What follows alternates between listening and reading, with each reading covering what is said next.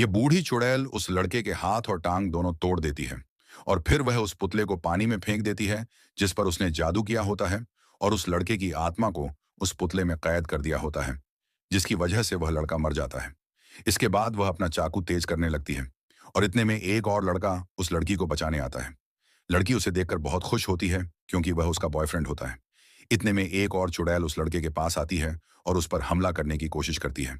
तो वह लड़का वहां मौजूद जानवरों को छोड़ देता है जो उस चुड़ैल पर हमला कर देते हैं और उसे खाने लगते हैं, जिससे वह लड़का बच जाता है।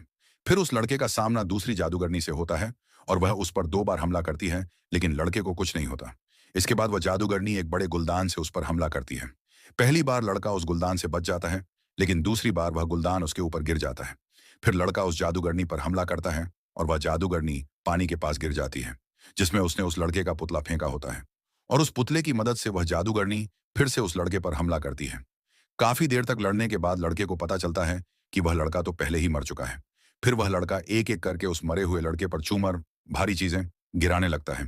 पहले 2 बार वह बच जाता है, लेकिन तीसरी बार वह चूमर उस पर गिर जाता है और वह लड़का सीधे उस चुड़ैल के सामने पहुंच जाता है। फिर वह जादूगरनी उस पर हमला कर देती है और काफी देर की लड़ाई के बाद आखिरकार वह जादूगरनी उन दोनों को छोड़ देती है।